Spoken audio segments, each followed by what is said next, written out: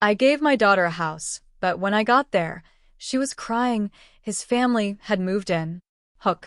Imagine working your entire life, saving every penny, dreaming of one thing, giving your daughter a safe place to call her own. Then you show up on a Saturday morning to find her sobbing in her own kitchen while strangers are eating her food, sleeping in her rooms, and acting like they own the place. Like, share, and subscribe for more stories that will shake your heart and remind you why mothers fight. The gift that changed everything. Vivian had been saving for 17 years. 17 years of working double shifts at the hospital, skipping vacations, driving a car with a check engine light that never got fixed. 17 years of saying no to herself so she could say yes to her daughter. Her name was Sasha, and she was the strongest person Vivian knew. But even strong people break sometimes. Sasha's first marriage had been a nightmare. Not the kind you wake up from, the kind that stays with you like a scar.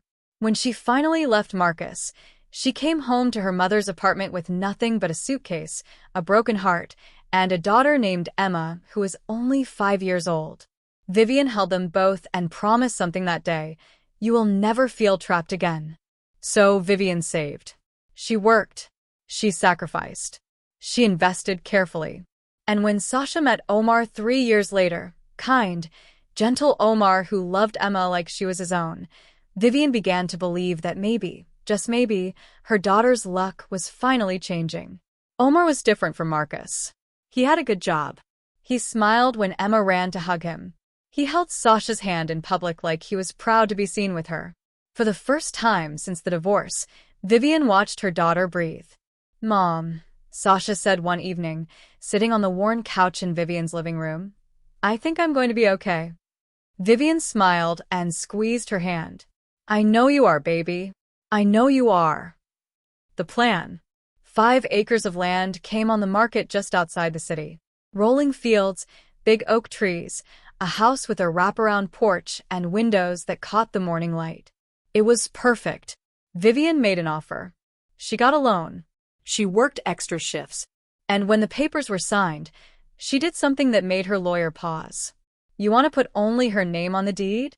Attorney Miller asked, adjusting his glasses. "Not as joint owners with your son-in-law?" "Only hers," Vivian said firmly. "This house is for Sasha. Her name, her protection, her future." The lawyer nodded slowly, understanding without needing explanation. He had seen enough marriages end badly. He knew why a mother would do this.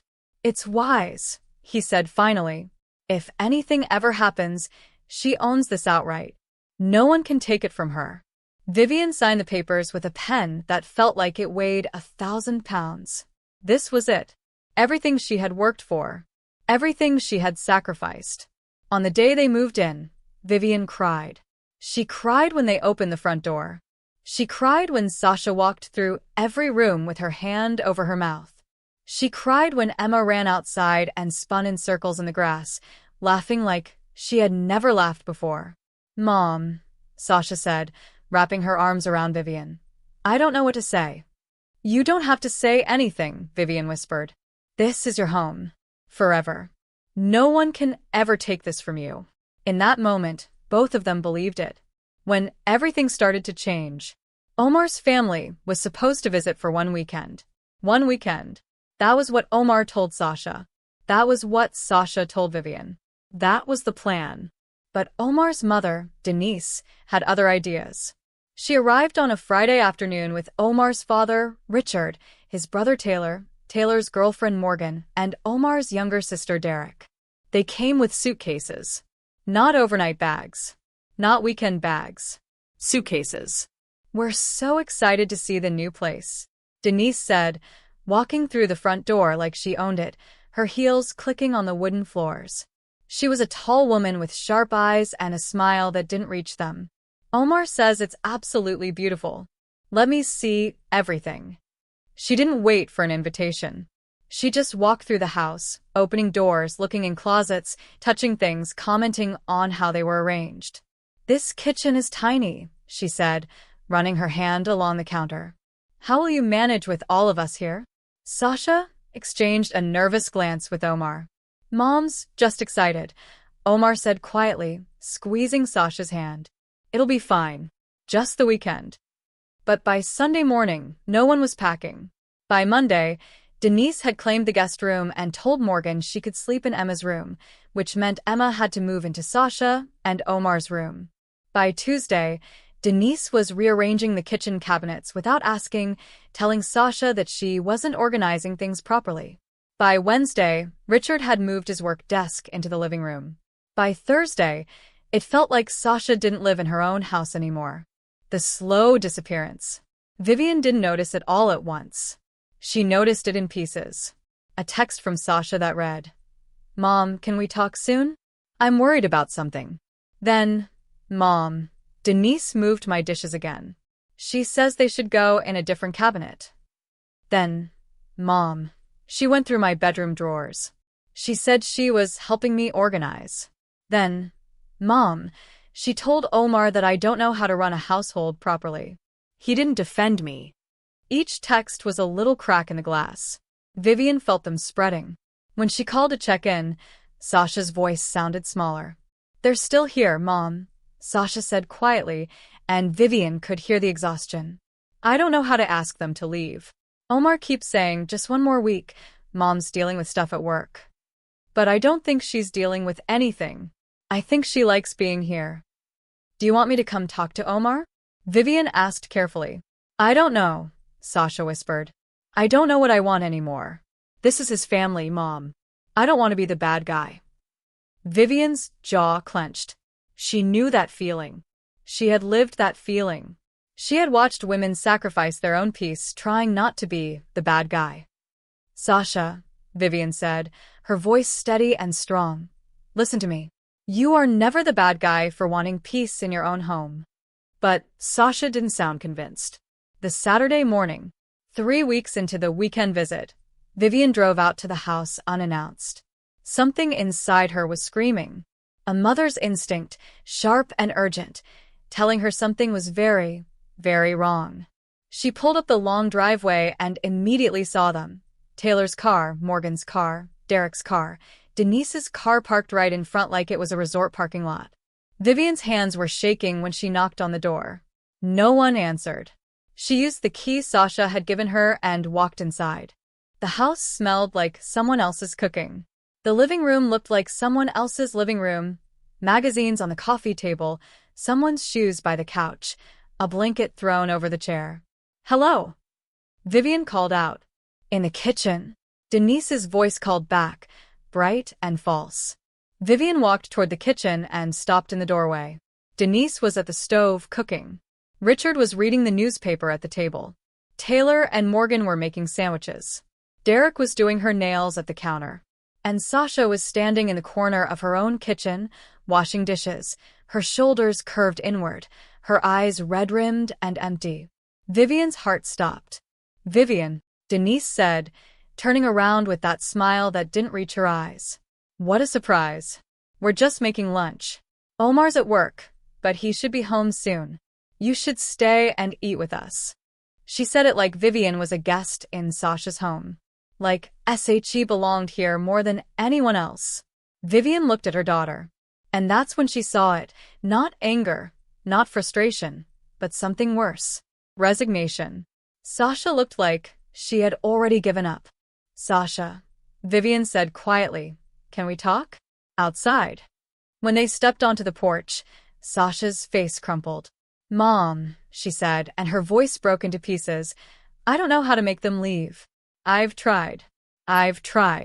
But Omar keeps saying they're family, and Denise keeps acting like she's helping, and I feel like I'm going crazy because everyone acts like this is normal, and She couldn't finish. She just sat down on the porch steps and cried.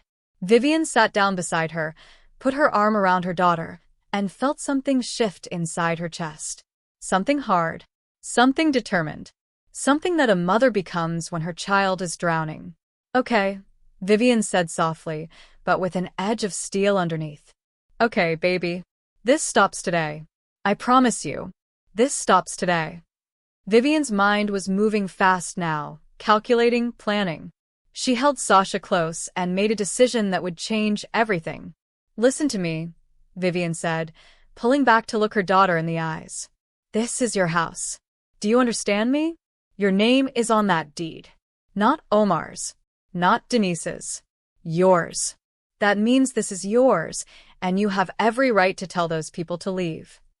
Sasha's eyes widened. But Mom, Omar.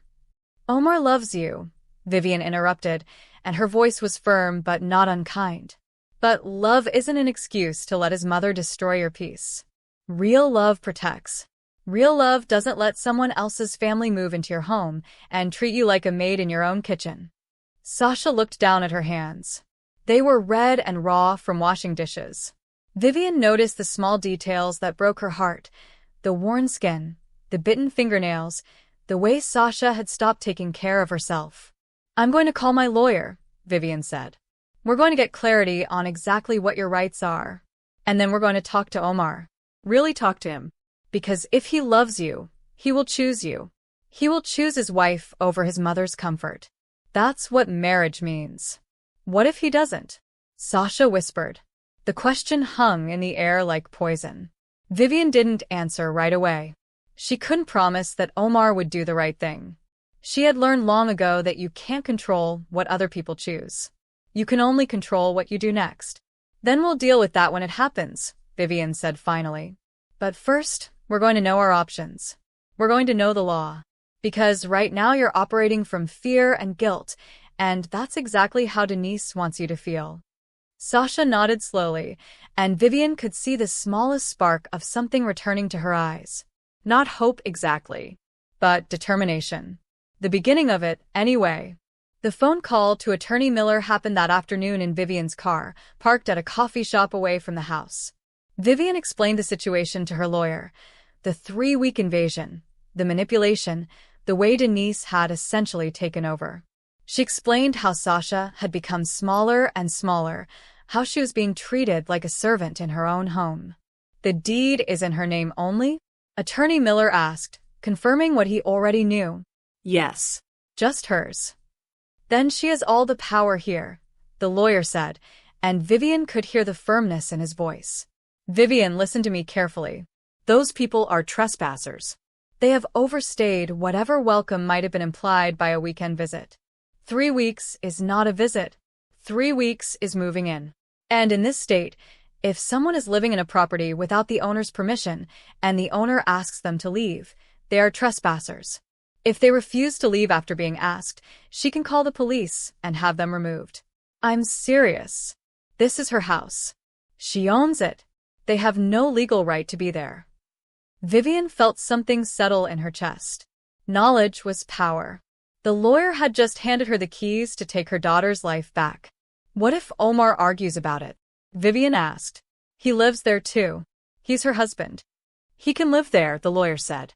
But his family cannot. Not without Sasha's permission. She can tell them to leave today, and if they don't comply, law enforcement will remove them. She has that right, Vivian.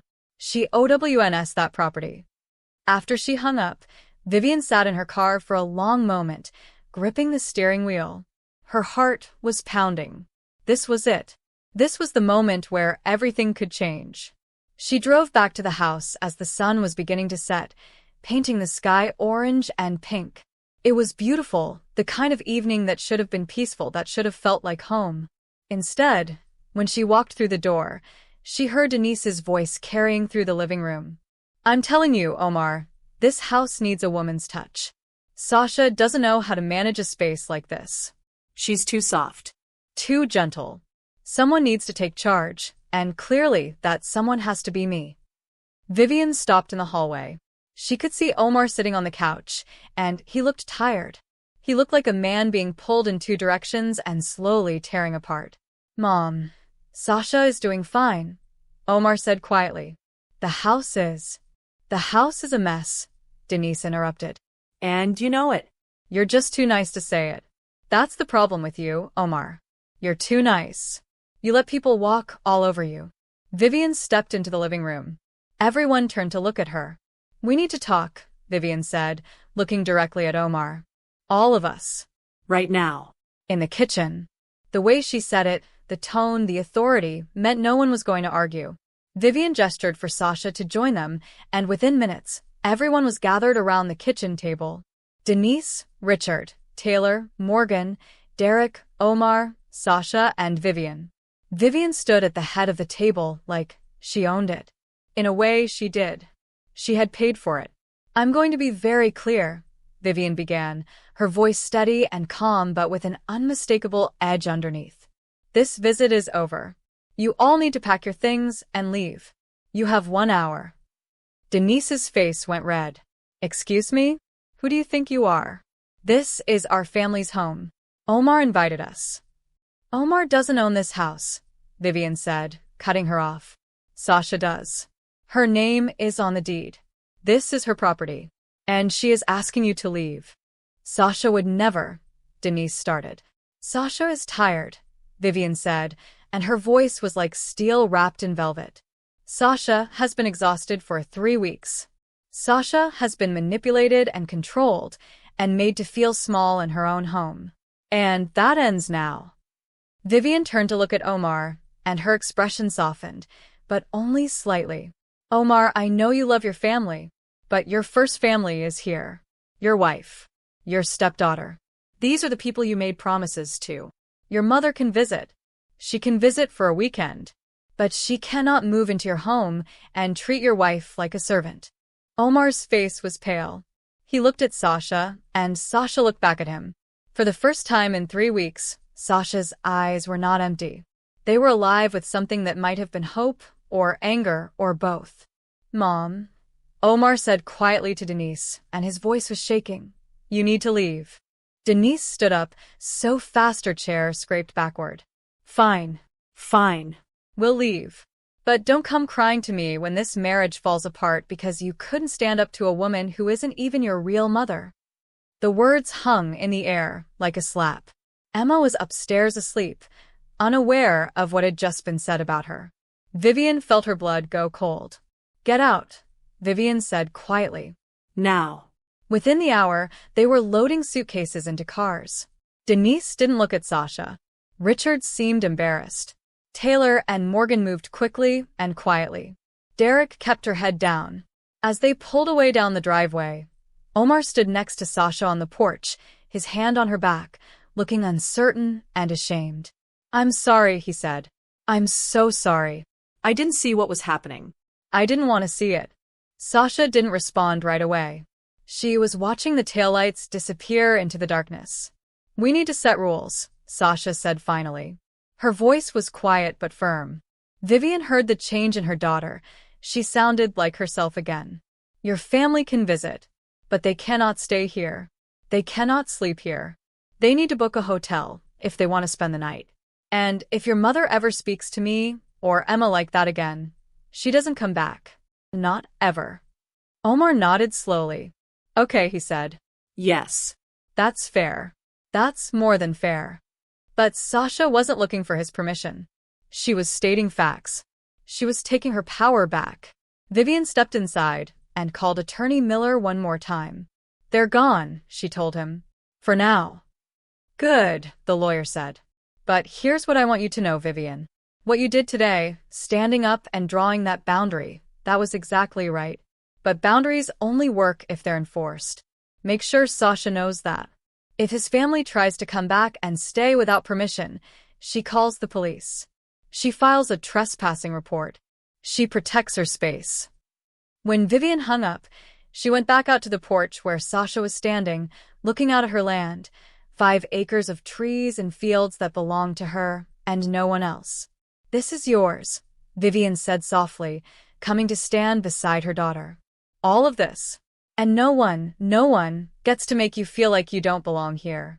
For the first time in weeks, Sasha smiled. It wasn't a big smile. It wasn't a happy smile. But it was real. "I'm scared, Mom," Sasha said. "I'm scared that Omar will resent me. I'm scared that his family will hate me. I'm scared that I made the wrong choice." "You didn't," Vivian said firmly. "You chose yourself. You chose your daughter. You chose peace. That's never the wrong choice." And in that moment, standing on the porch of a house that belonged to a woman who had finally learned to fight for herself, Vivian understood something deeply. Sometimes love means walking away from people. Sometimes love means saying no.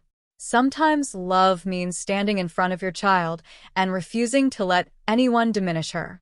That was the kind of love Vivian had given. And now, finally, Sasha was beginning to understand it too. The days after Denise left were quiet in a way that felt almost dangerous. Sasha moved through the house like she was afraid to break something. Emma asked where everyone had gone, and Sasha told her they had to go home. That was the truth. This was Sasha's home. They had been visitors who had forgotten their place. Omar was different too. He wasn't angry, but he was distant. He spent long hours at work. When he came home, he went straight to his desk in the bedroom and stayed there until late. Sasha tried to talk to him several times, but the conversations died quickly, like they were speaking different languages. Vivian came to the house 3 days after the confrontation. She brought groceries, and groceries meant something in their family. It meant I'm here, I love you, we're going to be okay. They sat at the kitchen table with tea, and Sasha finally said what had been eating at her. I think Omar is angry with me, Sasha said quietly. I think he thinks I chose you over him. Did you? Vivian asked, not unkindly. No, Sasha said. I chose me. That's different. Yes, it is, Vivian said. And that's the part that's hard for him to understand right now. But he will. Sometimes men need time to realize that when their wife takes care of herself, that actually means she's taking care of the marriage too. That evening, Omar came home to find Vivian in the kitchen making dinner. He stopped in the doorway, and Vivian could see the conflict on his face, gratitude mixed with something that looked like shame. Can we talk? Vivian asked him. She wasn't asking really. She was telling. They sat in the living room, just the two of them, while Sasha helped Emma with homework upstairs. I'm not angry at you, Vivian said to Omar. I want you to know that. But I need you to understand something. Your wife, is the most important person in your life. Before your mother, before your father, before your siblings. And I raised my daughter to never, ever accept less than that. If you love Sasha, you need to show her every single day that she comes first. Not second. Not sometimes. First. Omar nodded slowly. His eyes were wet. I know, he said. I know that now. I didn't before. I thought I was being loyal to my family by... I don't even know what I was doing. Letting them take over? That wasn't loyalty. That was cowardice. It was weakness, Vivian said, not unkindly. But you can change that. You can choose to be strong for her. That night, after Vivian left, Omar found Sasha in the bedroom. He sat on the edge of the bed and took her hand. I'm sorry, he said. I'm so sorry. You were right to stand up to my mother. You were right to set boundaries. And I should have stood with you from the beginning. I know, Sasha said, and there was no anger in her voice. Just tiredness. Just the truth. I want to do better, Omar said. I'm going to do better. I'm going to set boundaries with my family. I'm going to make sure they know that your comfort and your safety in your own home comes before their feelings. And if they can't accept that, then they need to stay away. Sasha squeezed his hand. It wasn't forgiveness, exactly. But it was the beginning of rebuilding. It was the start of understanding that love has to be earned every single day, not assumed just because you share blood or history. Days turned into weeks. Omar kept his word. When his mother called and tried to arrange another visit, he told her that she would need to stay at a hotel and that visits would be limited to Sunday afternoons. When Denise argued, he held firm. When she tried to manipulate him by saying he didn't love her, he said something that Vivian would have been proud to hear. I love you, Mom. But I love my wife more. And that's how it's supposed to be. Denise didn't respond well at first. She didn't call for 2 weeks. But then, slowly, something shifted. She began texting Omar things that seemed almost like apologies. Not direct apologies. Denise wasn't the type for direct confrontation, but little messages that suggested she was thinking about what had happened. Then came the letter. Sasha found it in the mailbox on a Tuesday afternoon. It was addressed to her, in Denise's careful handwriting. Sasha brought it to Vivian, and they opened it together in the kitchen. Dear Sasha, I owe you an apology. A real one, not the kind I usually give. I came into your home and acted like I owned it. I treated you like you were in my way, like you were something that needed fixing. I said things about Emma that were cruel and unnecessary. I manipulated Omar and made him doubt himself. And I did all of this because I was struggling with the fact that my son had chosen a new family and I couldn't accept that. That was wrong. You didn't deserve that. Emma didn't deserve that. Omar didn't deserve to be caught between his mother and his wife. I can't change what I did. I can only tell you that I see it now. I see how I was treating you, and I'm ashamed. If you're willing, I would like to try again. Not the way it was, but differently. With respect for your home and your boundaries. With respect for you. I'm sorry. Denise. Sasha read the letter twice. Then she looked at Vivian. Do you think she means it? Sasha asked. Vivian took a moment to answer. I think she's beginning to understand what she did. Whether that turns into real, lasting change, that remains to be seen. But this letter, this is a start. Sasha nodded slowly. I need to think about it, she said. I need time. And that was okay. Healing doesn't happen on anyone else's timeline. It happens when you're ready. Weeks passed. Sasha began to reclaim her home in small ways. She painted Emma's room a soft yellow.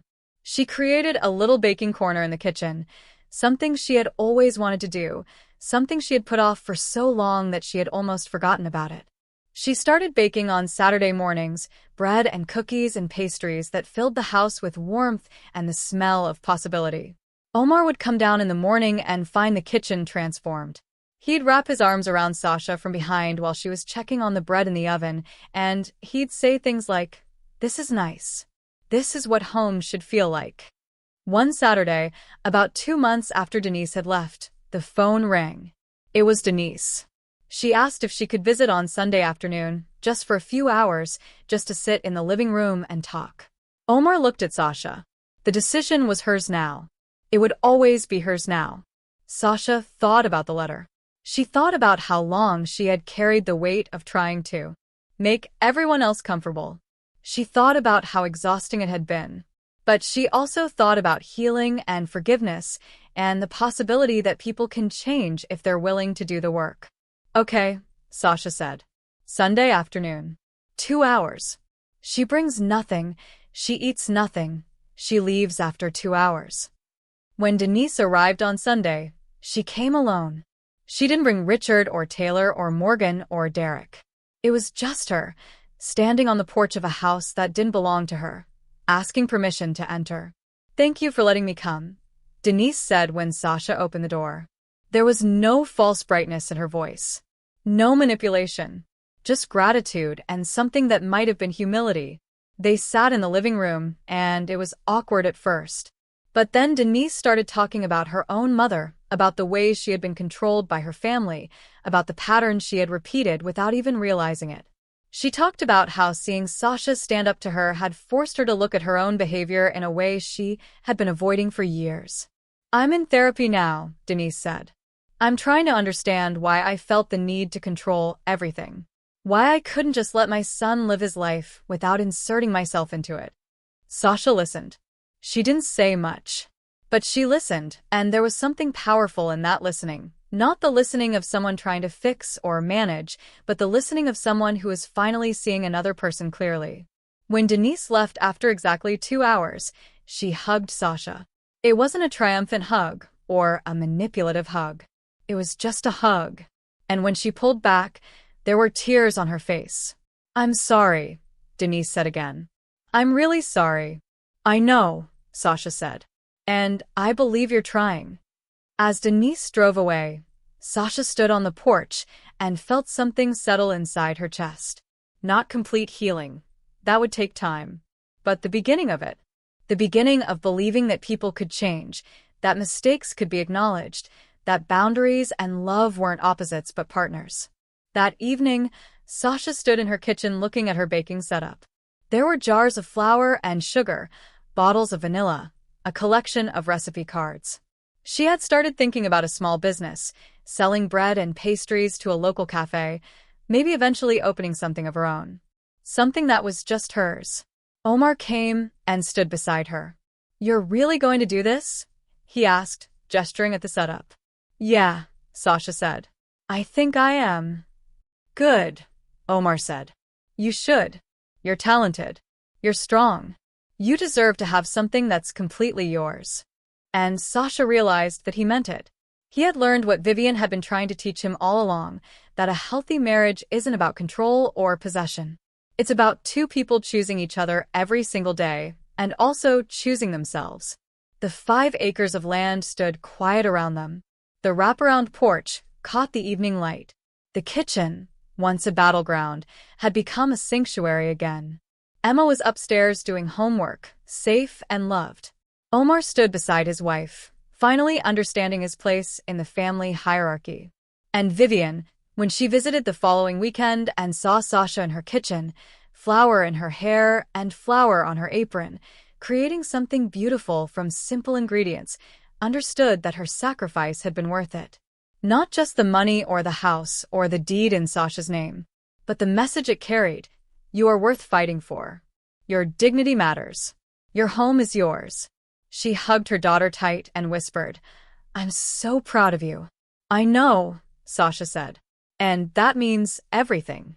The story didn't end with everyone perfectly happy. Denise still struggled sometimes with control, and Omar still had to remind her of boundaries occasionally. But they were trying. And in a world where too many families accept dysfunction as inevitable, where too many women accept disrespect as the price of keeping peace, this commitment to doing better, was revolutionary.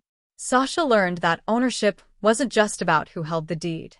It was about who decided how the space would be used, who felt safe there, whose dreams got to happen within those walls. And now, finally, it was her. Vivian learned that the most powerful gift a mother can give isn't always love. Sometimes it's permission. Permission to take up space. Permission to say no. Permission to demand respect. Permission to walk away from people who won't honor your worth. And somewhere in a small cafe on the corner of 5th and Main, they began selling Sasha's bread. The tags on the bags read, made with love in a kitchen that's finally at peace. Made in a home that belongs to a woman who knows her worth. That was the real victory. Not the confrontation with Denise. Not the legal clarity from the lawyer. But the quiet, powerful reclamation of a life that had been slipping away. One house. One woman. One mother's unwavering belief that her daughter deserved better. That's how revolutions happen. Not with explosions, but with women learning to say mine. Learning to say no. Learning to say this is enough.